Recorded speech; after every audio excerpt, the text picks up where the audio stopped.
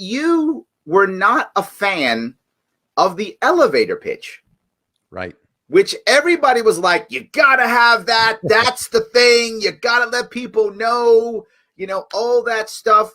But you were not a fan. You were the rebel in that regard. But I believed you. I thought you were right the whole time. If I remember right, you were the one who was saying, see if I get you right.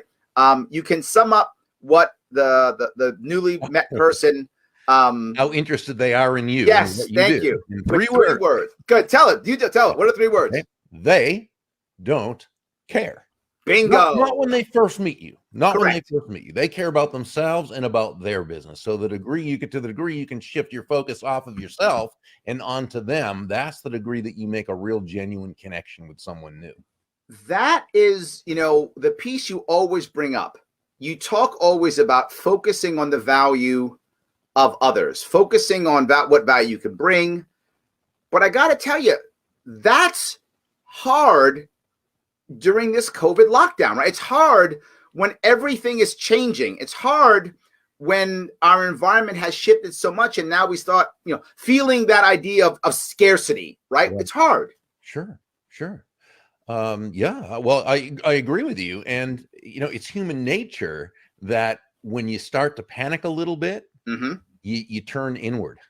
Yes. And you start going into survival mode. And I mean, this is, began with our ancestors, the cave, in the cave person days. Sure. Every day was literally, not figuratively, literally a fight to survive the day.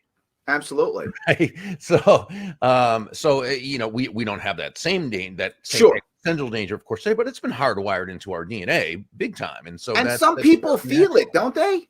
Don't they feel like that's what's happening, right? And sure. I guess what I'd ask you is, if someone's coming to you saying, Bob, I get what you're saying. I want to provide value. I do.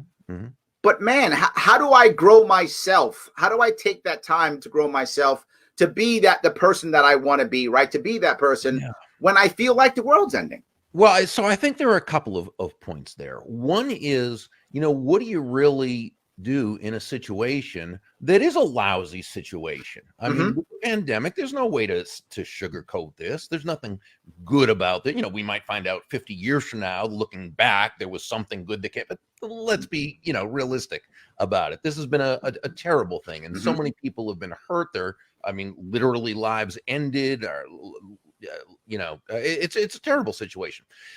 And I think, and I remember Harry Brown, who was really one of my heroes. He might have been before your time, Larry. I'm a little older, but Harry was just, to me, a guy who really understood how life worked. He understood human nature. He respected human nature. He worked within, and he always said, that successful people deal in truths. Okay. Right?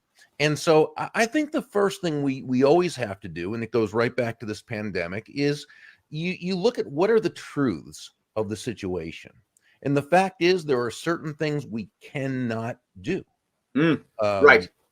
Some for legal reasons, some it just wouldn't be safe, some because of this or that. Right. And there are people whose businesses have had to close down. But so there are physical restrictions. So it's not that you just sugarcoat it and say, no, I'm just going to be positive. No, you look at what is there that's true that you cannot control. And there are certain things. Now, you acknowledge them. You live in truth. You acknowledge them, but you don't stay there. You don't live there. You don't make that your focus. What you hopefully do is now focus on what can I do? Sure. Even if it's hard. And it is. And that's why you've seen a number of businesses that have shifted the way they've done things. They've determined who is their market that can buy for them, or they found different ways. I mean, the easiest example is the restaurants who turned into takeout places because that's what they had to do. Okay.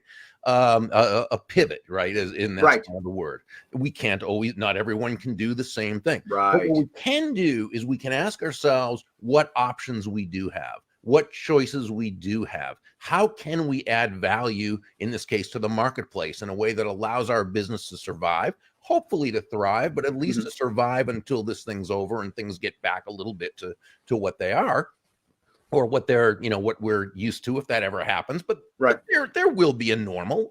It may not be the same as it was, but there will be one.